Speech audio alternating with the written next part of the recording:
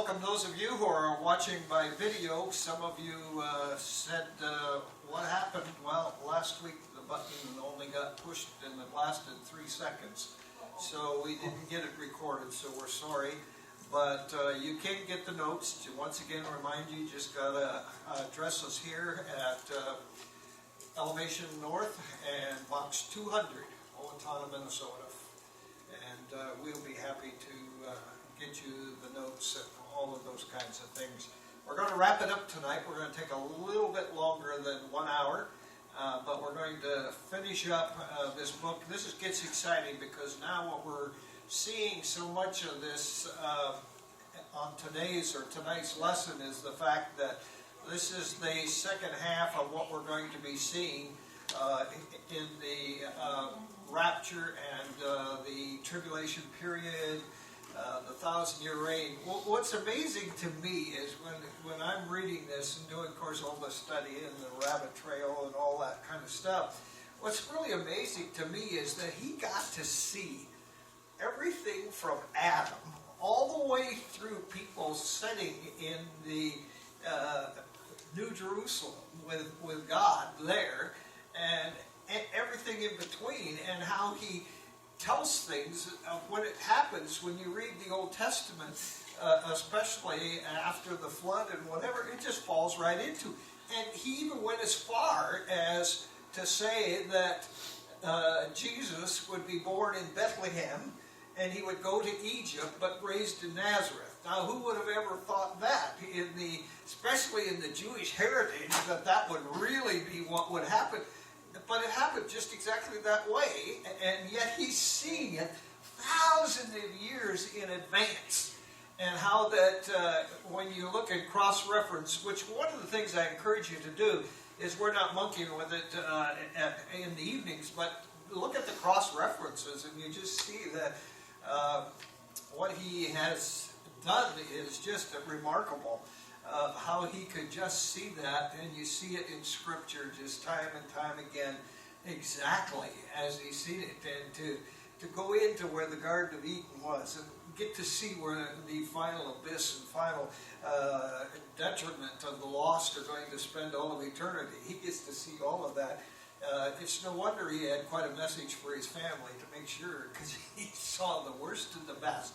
And certainly if you saw the best, I mean, we can't even imagine what heaven's going to be like, even in our best thinking. And he gets to see it. Isn't too hard to make a choice between seeing that and the punishment that is going to be for the lost. So we pick it up at chapter 92, and we're going to start with Josh reading those 5 verses. This complete teaching of wisdom has been written by Enoch, the scribe. This writing is blessed by men and by the judge of all. I write it for my sons, and for those who dwell in the last days who are upright. Let not your spirit be sad because of the times, for the Holy Great One has all the times planned. The man that is upright has this to look forward to. He will be resurrected and walk eternally in righteousness, goodness, and mercy. The Lord will show mercy to the upright, and give him power, goodness, righteousness, and eternal light. Sin will someday be destroyed and never seen again.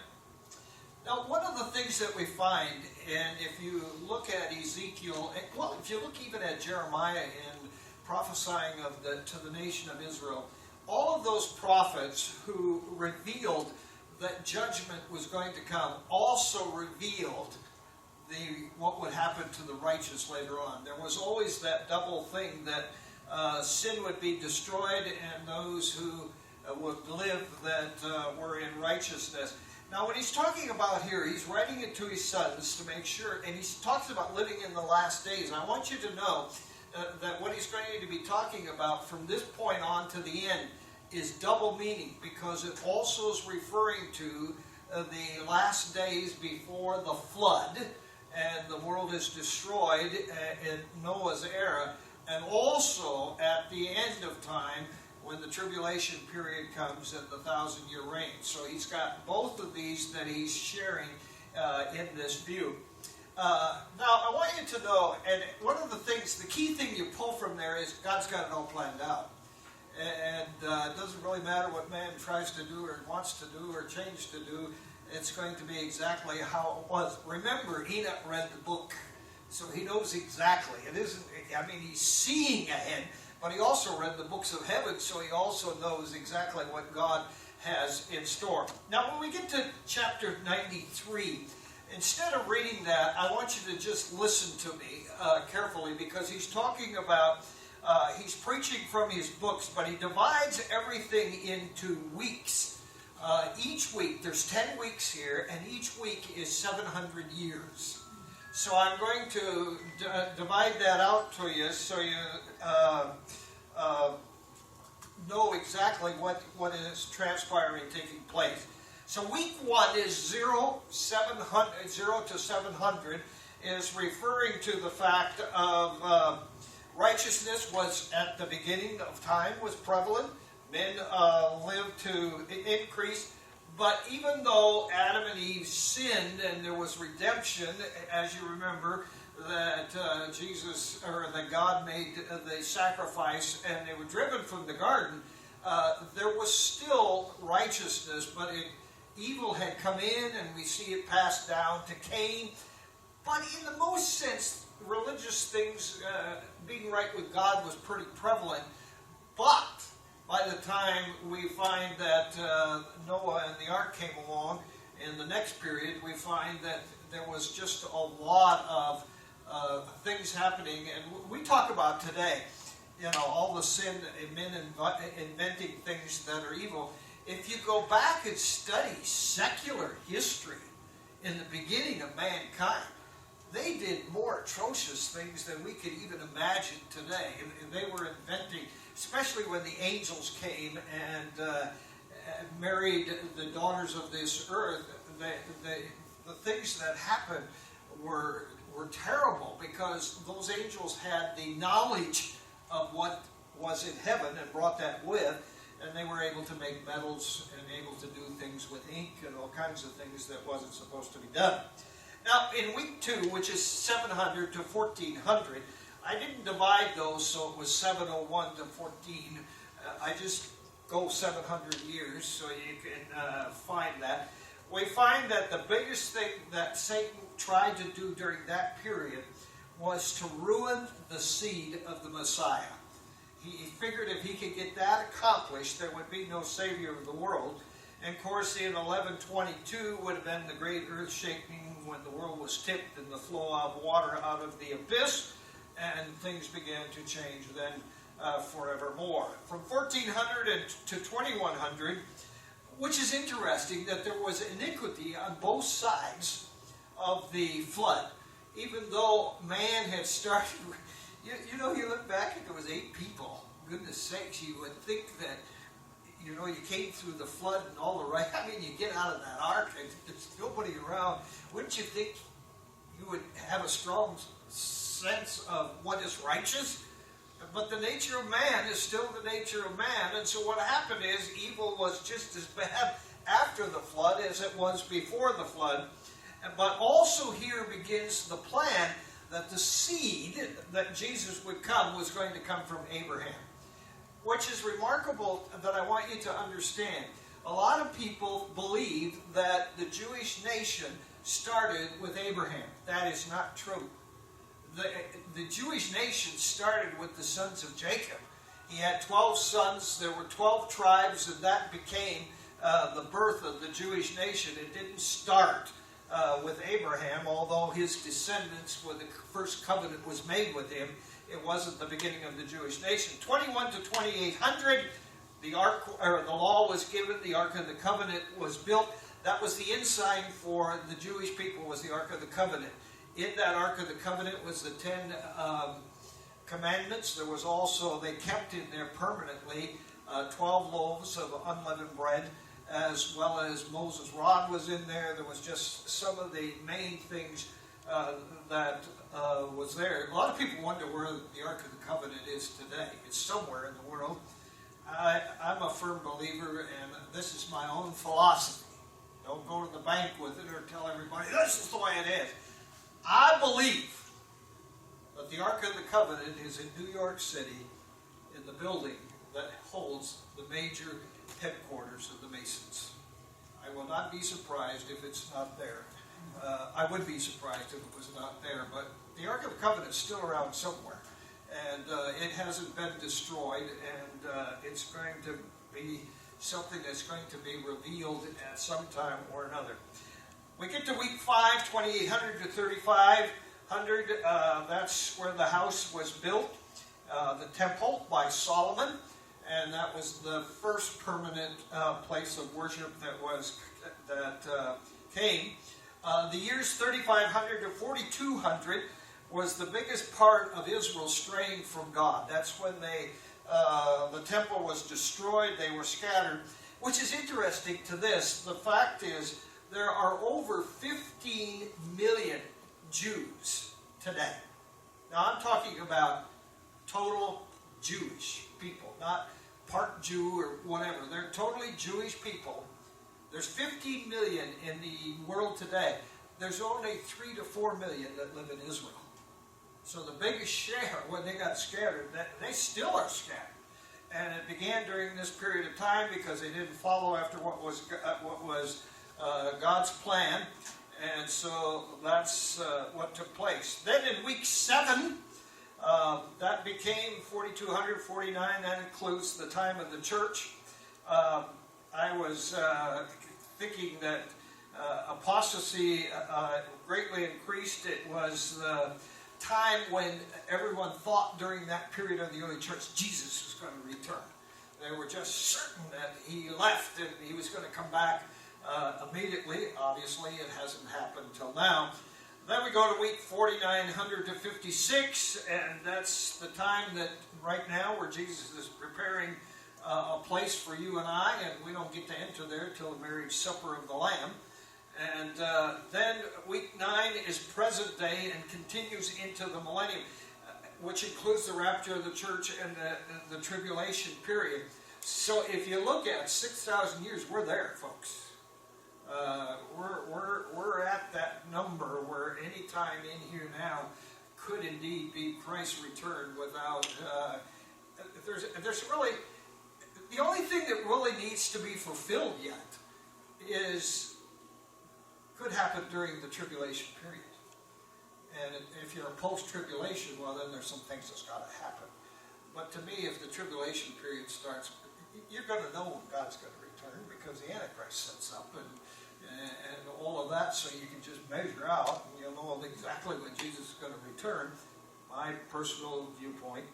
But anyway, week 10 we'll have the remainder of the millennial period. Now, what is interesting that we find here is that in 2 Peter 3:8, remember, one day is as 1,000 years. So when you look at the plan that God's got, we're about day 6 right now.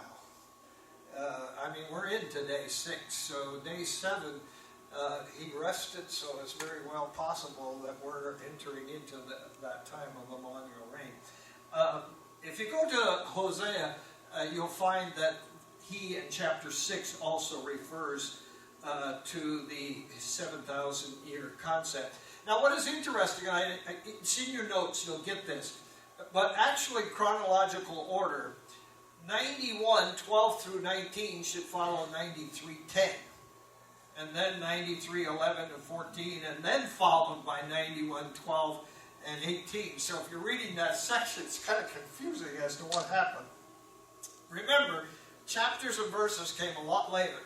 They just wrote in paragraph form, and somehow that got turned around. Or, on the other hand, many times when you and I write, we remember something else and then we'll write it then and add it to what we were saying. It doesn't happen chronological, but we just happen to remember something. That's a possibility of what could have happened here. But the fact is, when you get your notes, it's easier when you're reading it to read it according to these scriptures that I got outlined for you, because it'll be much easier to figure out and how it falls. Otherwise, you're going to be completely confused. What? what? It doesn't make sense until you get it in its chronological order. So let's pick it up at chapter 91. We'll pick it up at verse 12 through 19. Or is that 92? Then, during the 8th week, a sword will be given that righteous judgment can be executed on those who do wrong.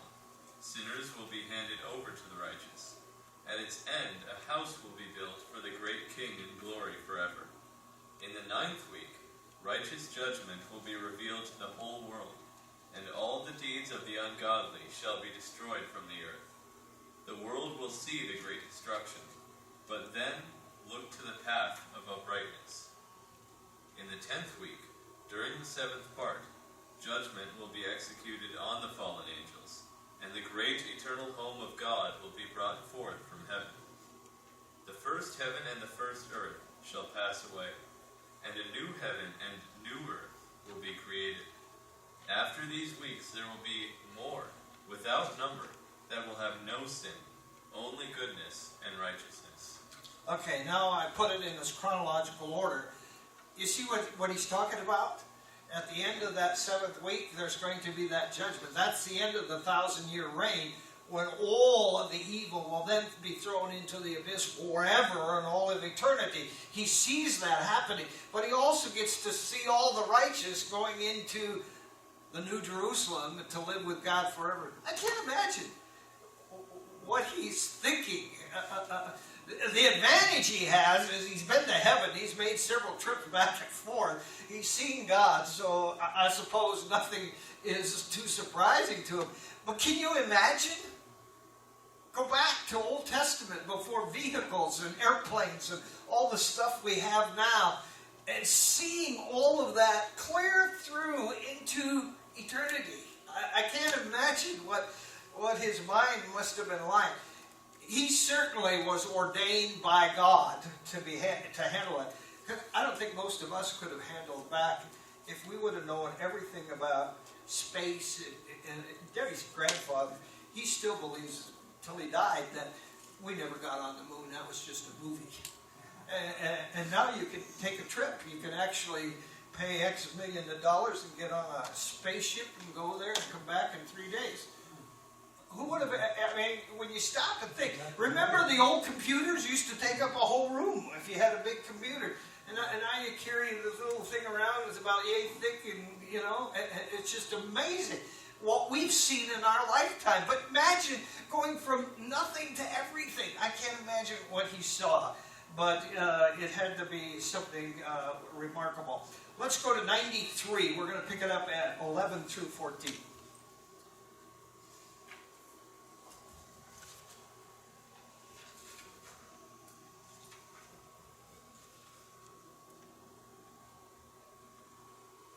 Actually, I think I just talked about it. Just wait a minute, Josh. One of the things that I talked about is in chapter 93. He's only 7 generations from Adam. 7 generations.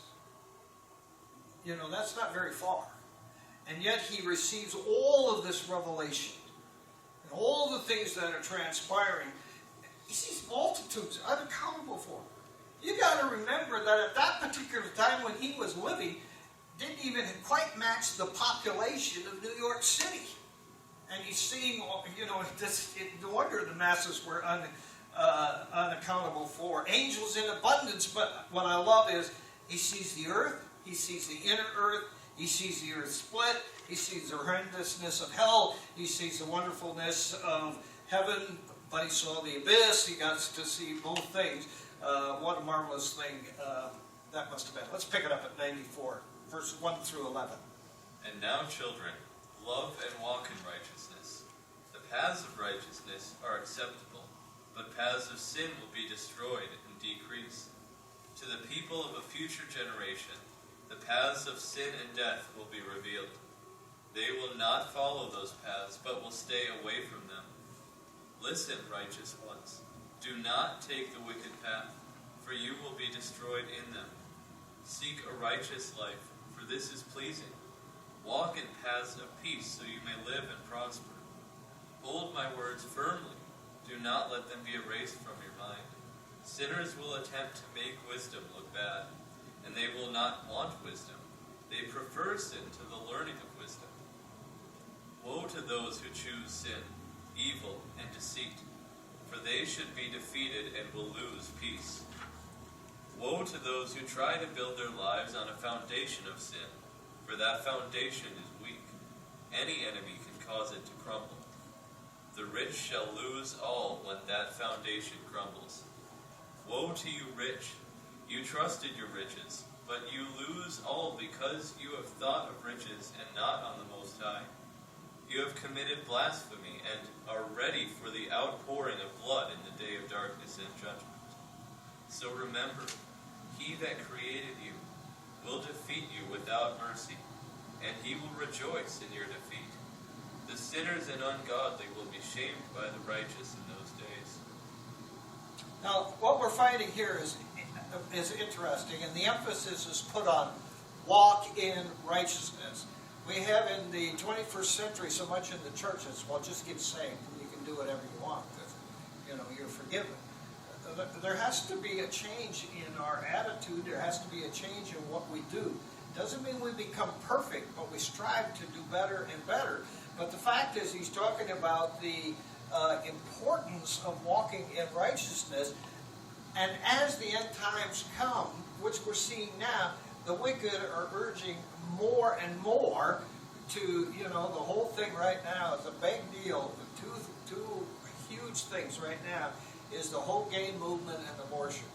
And you would think, I thought that it was very interesting, and I'm going to get a little bit political here, but I thought it was interesting that our president said this past week that the Democratic Party is the Christian party.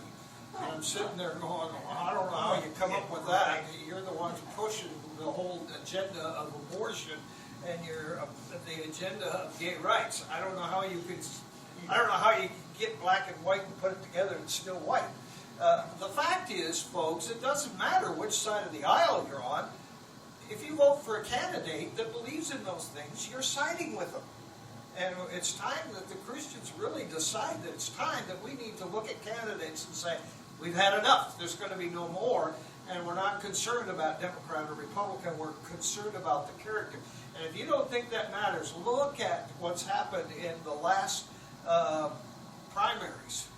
A lot of people that were in Washington are out. Somebody ran against them both in the Democrat and the Republican Party. And the incumbent is not going to be the one running for either party. They were doped because people are just tired of it and saying it's got to be enough. But the fact is that they want us to follow after sin. But notice what he says here. Why do you suppose the stock market is dropping? I think it's going to drop a lot more. First of all, who would have ever believed when it went from 4,000 to 7,000 to 15,000, everybody called it was inflated. And now we're just today, just barely over 31,000. Since the first of the year, we've dropped 5,000 points in the Dow. I believe it's going to drop a lot more because people are trusting in riches. And I said 30 minutes.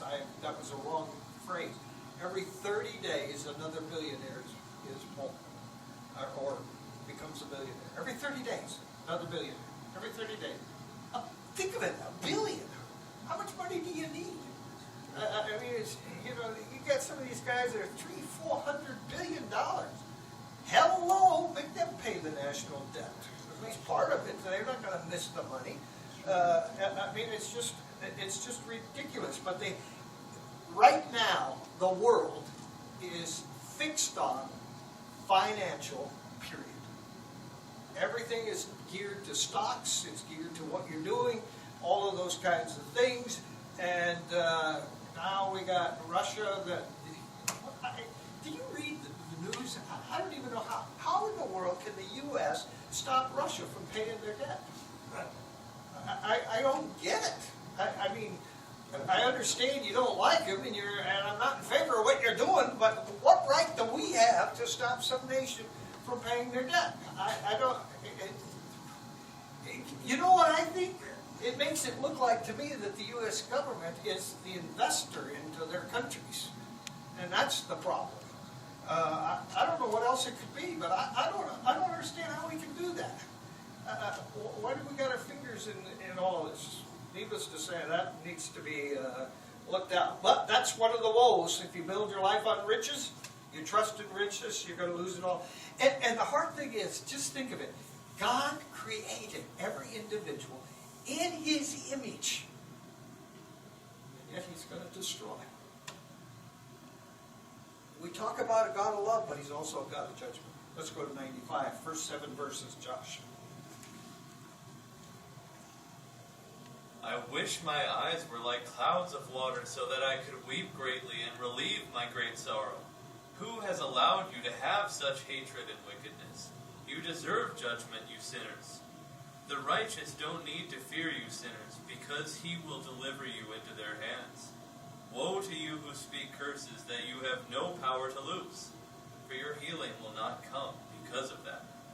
Woe to you who do evil to your neighbor, for you will reap what you have sown. Woe to you lying witnesses, and to the deceitful seller, you shall reap destruction. Woe to you who persecute others, you shall reap persecution, and others will have no mercy on you. Okay, what we find here is that the righteous are not to fear. We're going to win. Man, a bunch of Christians walk around like they're not going to get there. We're going to win. And one of the things he sees is the Christian being victorious. That should excite us. Instead of being sad, we ought to realize that evil will one day, and he talks about the eagle nest. Why does the eagle build its nest so high? Nobody can get to it. Nobody can get to it. The only way you can get to it is chop it down. You can't climb up to where an eagle has his nest. No other bird can fly up that high and rob that nest. He builds that nest at a purpose. He talks about a badger in a rock crevice. I don't know if you know anything about a badger. Now, I grew up on the farmland in North Dakota, and once in a while we'd be in the field and a badger would come out. And we would lift up the implement that we had, the cultivator behind, and we'd chase that badger with the tractor. Unless you caught the badger sideways, you couldn't kill it. You could take that big tractor and drive from its tail over its head, drive on its head to its tail. It just keep going. Never stopped it. Badger gets in a crevice where he's got his head sticking out, you shoot it, or you're not going to get it. As much as you want to try to kill it, it's not going to happen if you want to get that close to try to in the next thing. But the fact is that even though the righteous suffer, we get healing, we get light, we get rest. And then he's talking about woe. He does a lot of this now because where we are today is we are in a youthful bunch of youth, all into self-indulgence.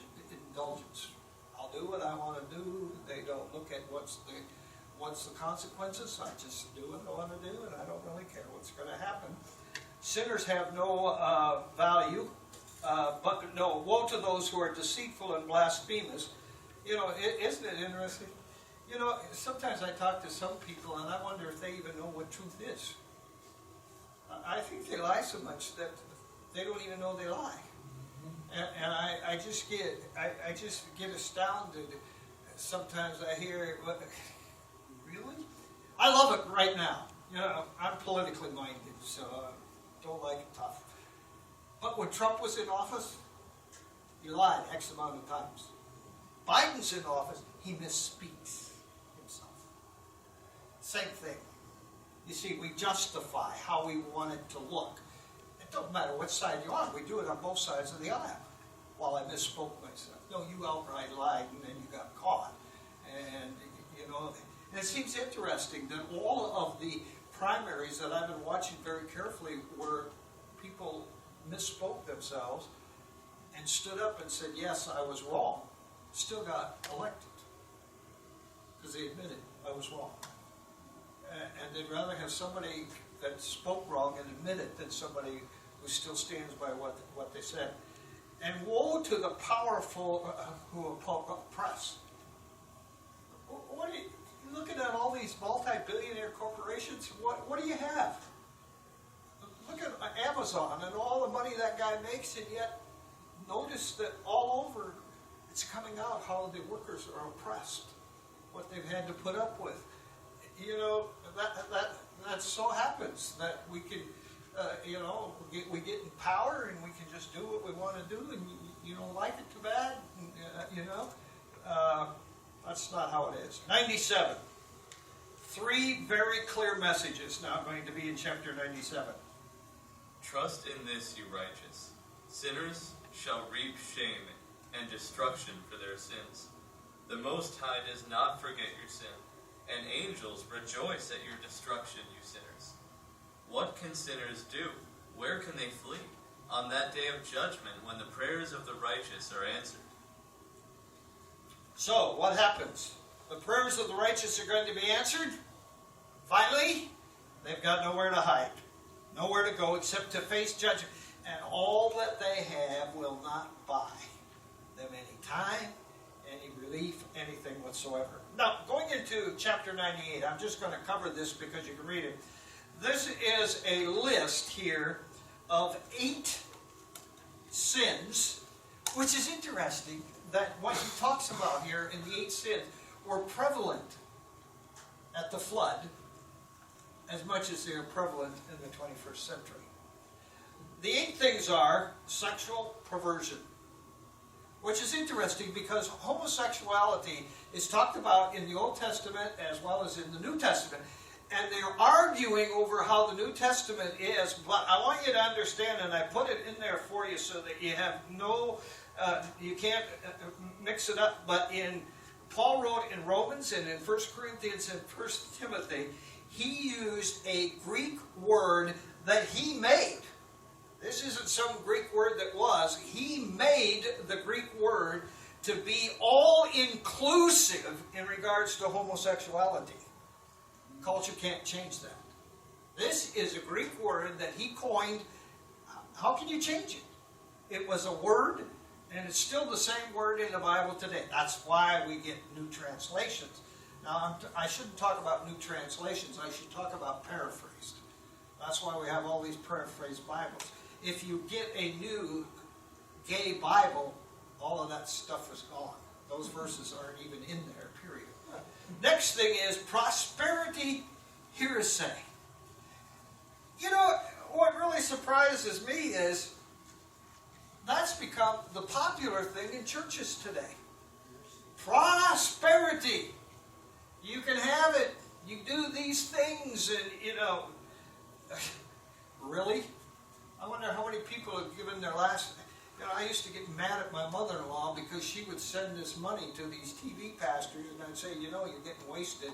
Oh, they're doing God's work, and then they end up in jail.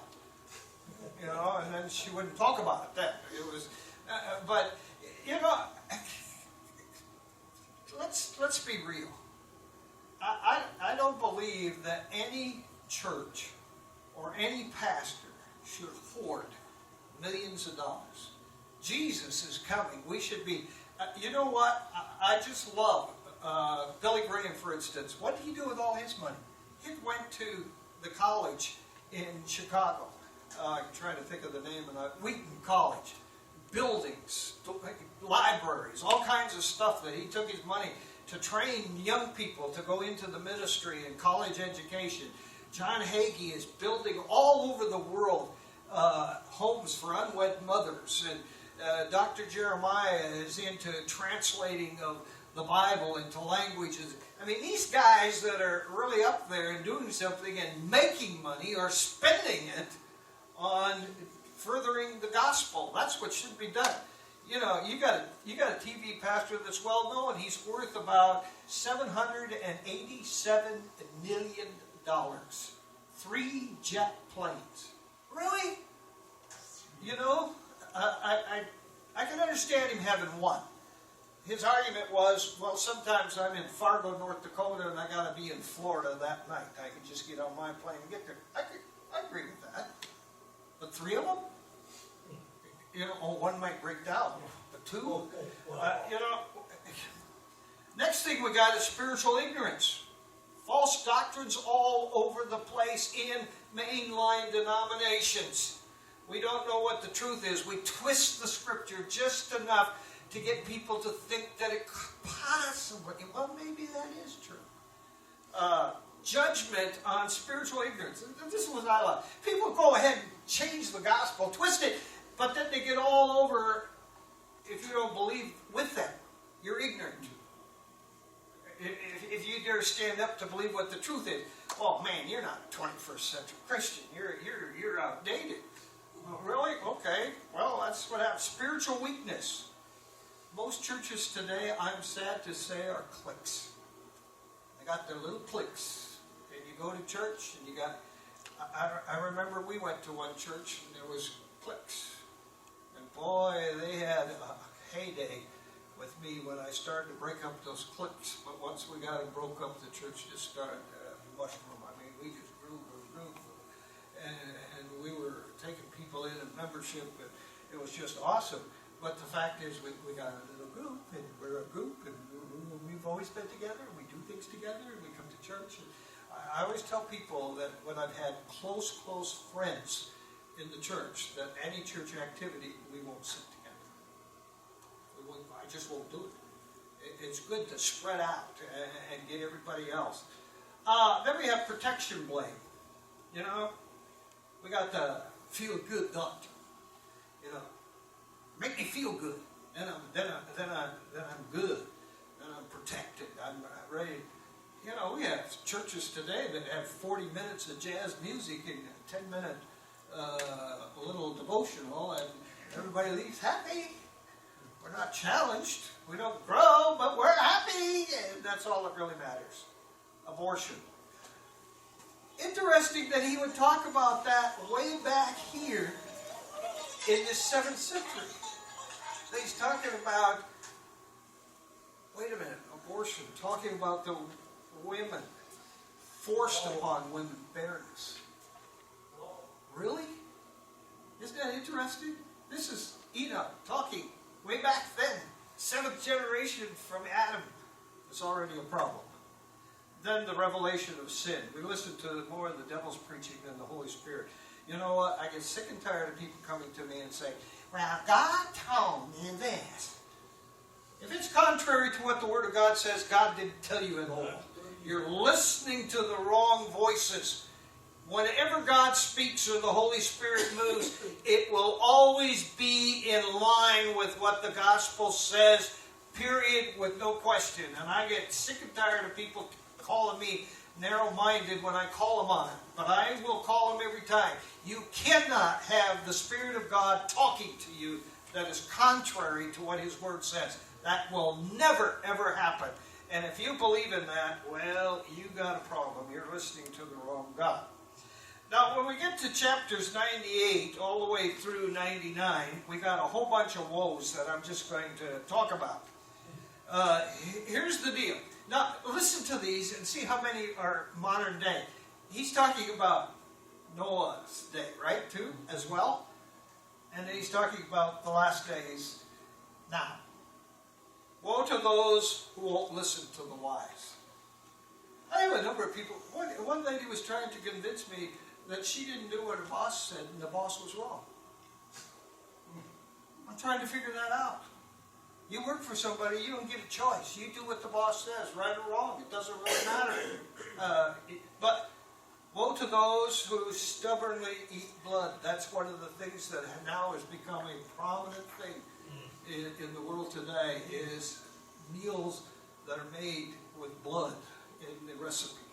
Yes. Those who love to sin. I don't want to even go there. Then you got those who love to see the righteous fall. Oh boy, righteous falls, man, they get on the phone and they got to tell everybody to Aunt Mary who doesn't even know who they're talking about, but yeah, this righteous person. They ridicule the righteous. They encourage the wicked. They honor the lies. Their whole foundation is sin. They've become rich by making everybody else do it for them. You know, I think what should happen is all companies go back to employee-owned. You know, my two sons, one has his own business, but if you want to work for somebody, he's the guy you want to work for because they take very good care of their employees. They don't turn over very often. But the other two are employee invested. So the more the profit they make, the bigger the profit they get. You know, what a wonderful thing. One of the sons, and I talk about this not to brag about him, but because it's self-invested, he got a $49,000 bonus here, right? Was it 49? 50? 70. $70,000 bonus at the end of March from last year with the profit that company made. You know what happens to those kind of people? They're going to start this year out, the company ends the end of March, they start this year out going to do even more because there's going to be a bigger bonus next year. I think if everybody went back to employee-owned, there'd be a big difference in what happens. All right. How about ignoring our upbringing? Some of it we need to ignore, but some we need to do. What if we even help others sin? Or do evil to our neighbors? After I got done with that, I felt kind of guilty because we got a guy, which Christina sees all the time. A couple come along, he got this big dog, and he poops on our yard, and they don't clean it up. So I watched where they went, and I found out where they lived. So I collected all the poop, and I took it over and dumped it on their steps. That's what I do. Do evil to your neighbors. I thought, well, that's borderline, but you know what? I'm sick of that. But you know what? The dog hasn't pooped on the lawn since.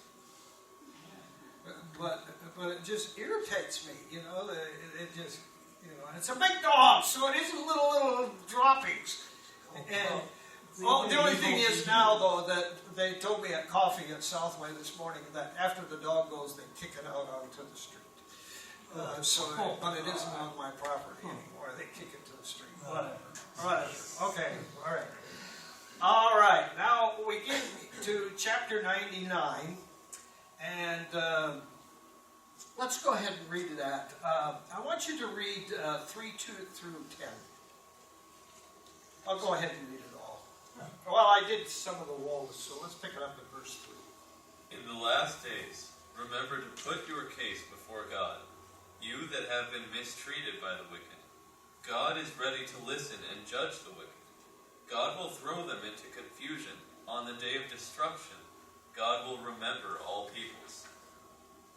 In the day of judgment, turmoil will be so great that parents will forget their babes, and even throw out babes that nurse. They will have no mercy. Sinners will see unceasing bloodshed. Sinners have worshipped stone, metal, wood, and clay. Some have even worshipped demons that will be unable to help them on that day. They will sink in their ungodliness. Blind and fearful are they. Their thoughts and dreams will torment them. While they still try to worship their false gods, destruction shall come. Those who listen to wisdom and obey the Most High, and do not live an ungodly life, will be saved. Woe to you who do evil to your neighbors, for you will die in Sheol. Woe to you whose foundation is sin.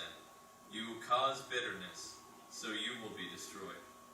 Woe to you who build your riches by making others do your work.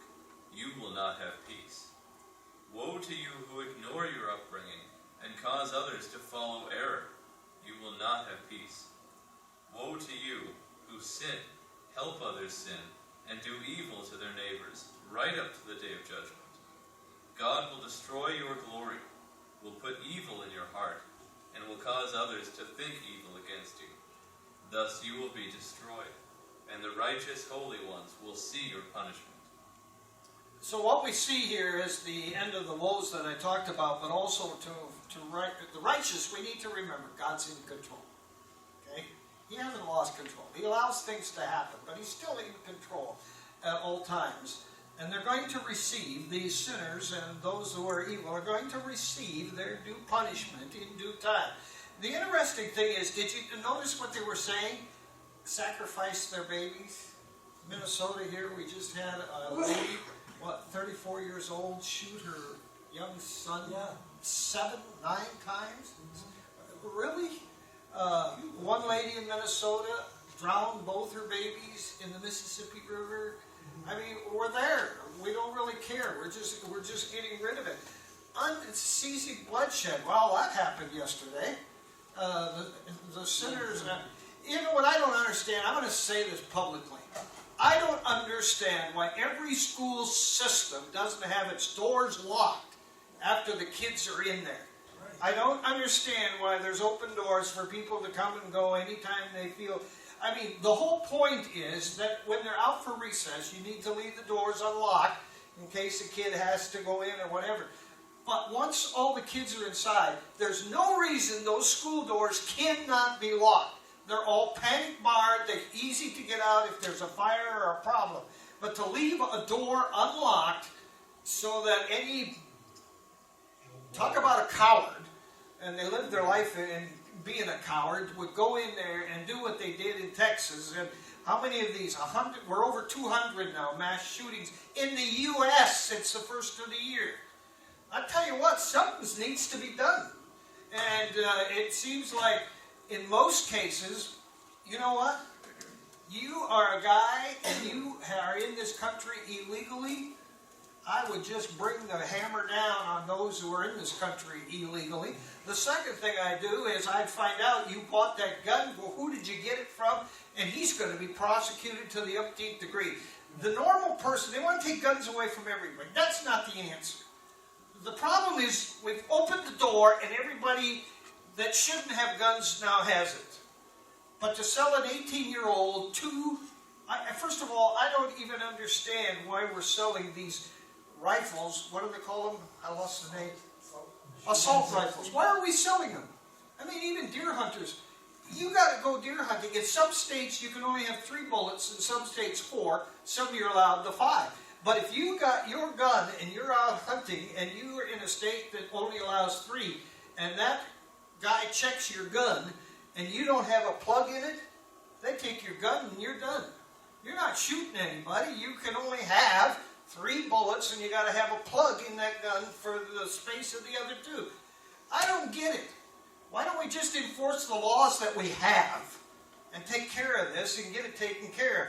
Most of these guns are coming in through the south border and they're bringing them and going. They were talking about this past week, they just stopped. The President Bush they were trying to assassinate him just this week, or last week. And the guy has been coming in and out of the U.S. through the south border. He's an Iraqi. He's got 7 other Iraqis with him. And because Bush started the war in Iraq, they were coming over here to kill him. And my argument is, you guys knew this and you just let it go on? Stop it! Bush. Yeah, Bush Jr. was well, he wasn't the junior, but the young Bush was the one who started went over to Iraq. And so the whole thing is that we're there. Bloodshed is nothing. And it's because we're idol worshiping and the destruction is there. Now, when it gets to chapter 100, I'm going to talk about that real quick, is the fact that it talks about fathers killing sons, sons killing fathers, killing their brothers. Read verse 3, which is kind of interesting. 100 verse 3. The horse will walk up to his chest in the blood on that day. The chariot will be covered by the blood of those who in confusion and unbridled anger kill each other. That is talking about the battle of Armageddon. The blood is going to be up to the horses' bridles. Now, whether horses are going to be in that war or whether this was symbolic speaking does not matter. That's pretty deep blood running. But the interesting thing, when Jesus comes down and that Battle of Armageddon takes place, it's over in no time, and all of the people that gathered there to get rid of Israel and take control of what's going to happen, they all die right there in that valley, and bloodshed is just going to be unbelievably deep running. Everybody says, well, how can that be? Well, the battlefield of Armageddon is in a V. So if Jesus comes in at the point, it doesn't take very long to clear out the whole field as he goes right through. And by the time you get to the end, the bloodshed. I can't imagine the bloodshed. I mean, just look at the bloodshed we're seeing in Ukraine. Thousands of people, Ukrainians and Russians alike, that have died. But the fact is that when the angels gather the sinners and Jesus is going to judge, half of them are going to be terrified. Why? Because they're the sinners. And when Jesus comes with his army and his people that come down to that battlefield of Armageddon, they got nowhere to go. They just realize that we're dead right here. It's over. It's finished. There's nothing more.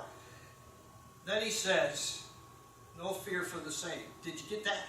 I love that. That promise. He's telling us that in spite of the woe that is coming, the righteous are still going to be saved.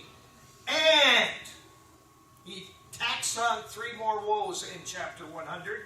Woe to those who afflict the righteous, those who plan evil against the righteous, and your own words testify against you. Don't you love it when people come to you and they're criticizing or doing all kinds of things, and you listen to them and pretty quick they incriminate themselves? Just let them talk. Because they give them enough rope to hang themselves, and pretty quick it comes out, and all of a sudden they're talking so much they don't even realize that they're in a corner, and they've just proven themselves guilty, and how terrible that is. Now, chapter 1, I'm just going to quickly, we're running out of time, Josh. I want to just quickly go over these. Chapter 101, Enoch uses the analogy between a ship and a sinner. In a storm, a crew isn't bragging about how good their ship is or how wonderful they are. And they're even concerned about their safety at that particular time. God created the entire world. He doesn't have to send rain, but he does. But guess what? The seas are going to dry up. The fish are all going to die. And yet, the sinner is going to make sure that he still curses God. It's God's fault. Even though this is all going on and he needs to change, it's still... Don't you just love it when you're around people who everything is somebody else's problem? If they didn't do that, I wouldn't do this. I mean, they take no responsibility for what they do. They blame somebody for everything.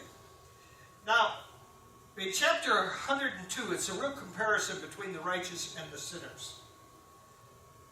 They don't see any difference.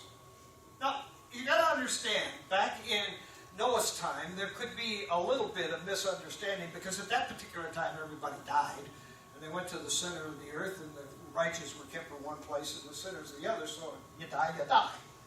Where now, we know that after Jesus resurrected, the minute you die, your spirit goes immediately to heaven. And so there's a distinct difference. But before that, everybody went to Sheol, and there was 2 places that people were held. It's obviously that the righteous weren't put in the same place as the sinner, but they went to the same place where purgatory came into, but didn't continue after the resurrection. Just want you to know that, folks. There was a confusion. That was kind of like purgatory. You couldn't change your direction, though. When you went there, you were either going to live or you were going to die. But that's why the righteous die in peace, and those who don't. I've been in the hospital, folks, hundreds of times. I've seen hundreds of people die. There's a distinct difference between those who are righteous and those who are not. It's just amazing. Even if it is a bedside conversion, they die within the next 24 hours. There's a difference. There's a real difference. And you can tell where they're headed just by their countenance at the very end. You see, when people die, we don't get it, but when people die and they're righteous, they win. Okay? They don't have to be in this old world anymore. They can just go on to heaven and into glory, in the presence of God. No more pain, no more... we're the ones who feel bad because somebody we love is taken from our midst. But for those people, I remember when I talked with a fellow that was very close to me, and I said, how do you handle it knowing that you're going to die within 6 months? He goes, well, we're all going to die. I just happen to know when it's going to be. And I got a chance of 6 months to do everything that I probably wouldn't have done if I didn't know. But he says, what have I got to lose? I didn't have an answer. Because I couldn't figure out one thing he was going to really lose. You know, I could have cried, "Whoa, lose me as your friend." Well, I can be in the presence of God. Well, I think he's going to be, he trumps over me. You know, no matter how good you might think you are, to be with Jesus is far better.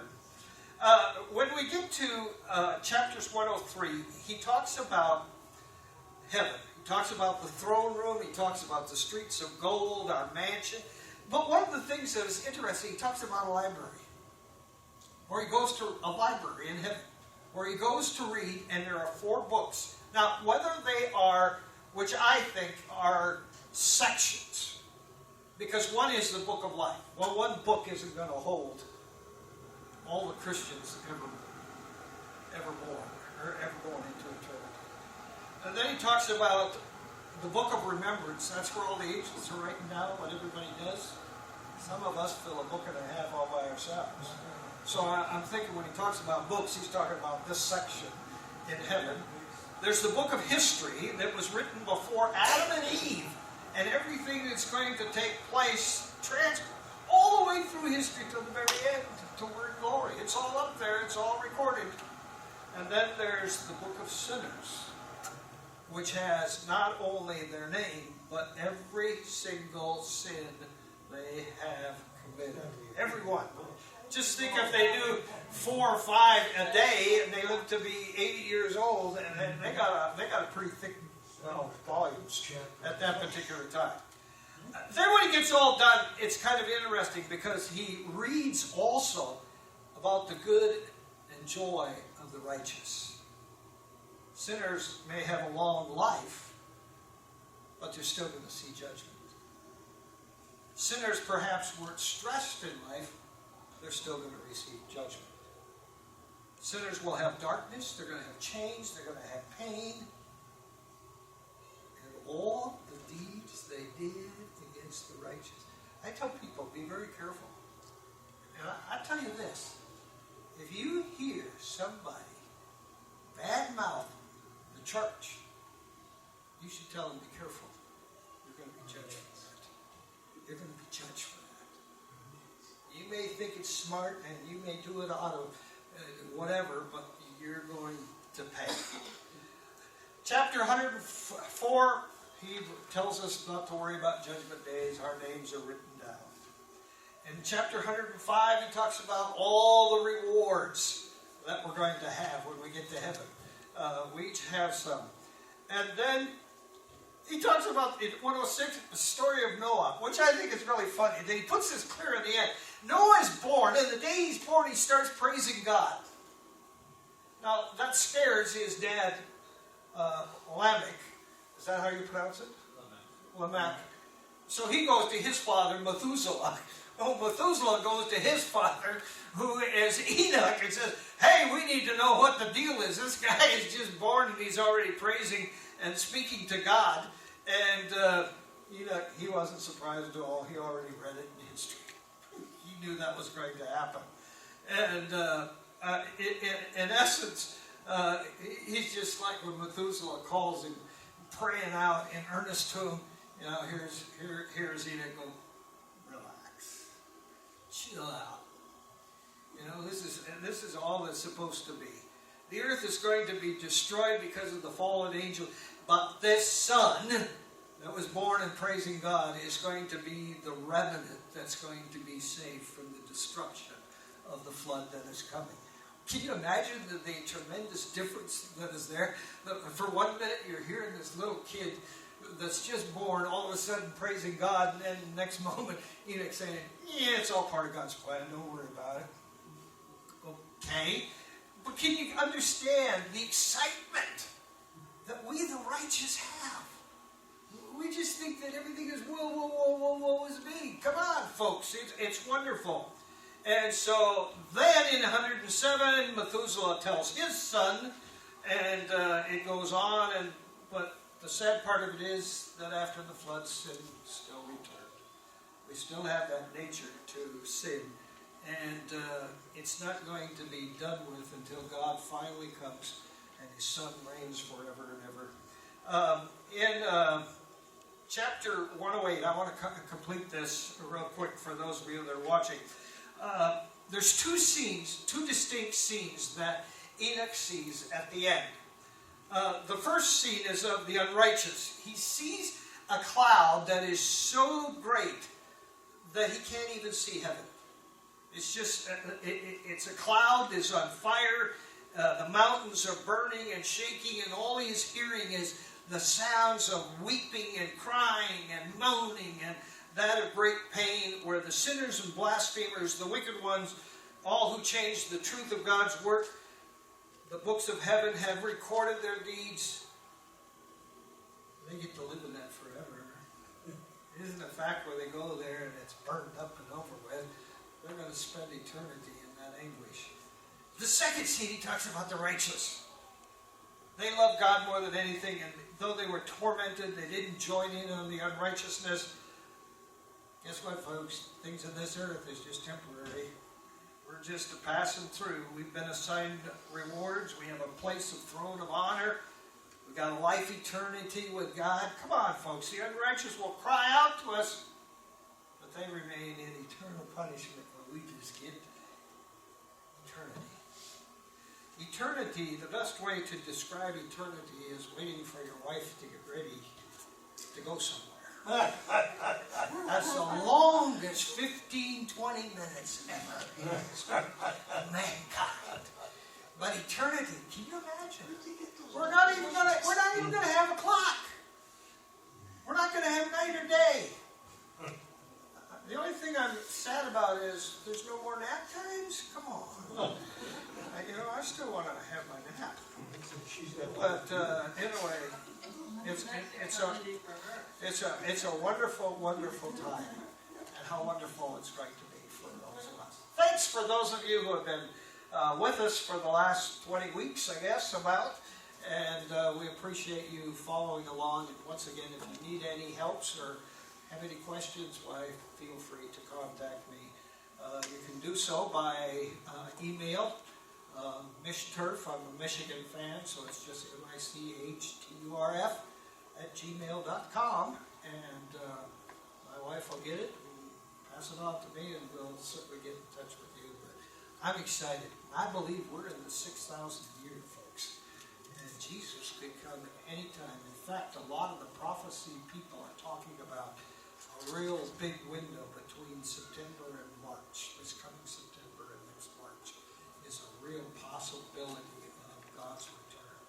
That it's going to happen, because all of the sections of how God moves and timetables and all of that is all in line. If He doesn't, He's only tarrying because He wants more. And we know that according to Enoch, He's got a number in mind, that until we reach that number, He's not going to send His Son to return.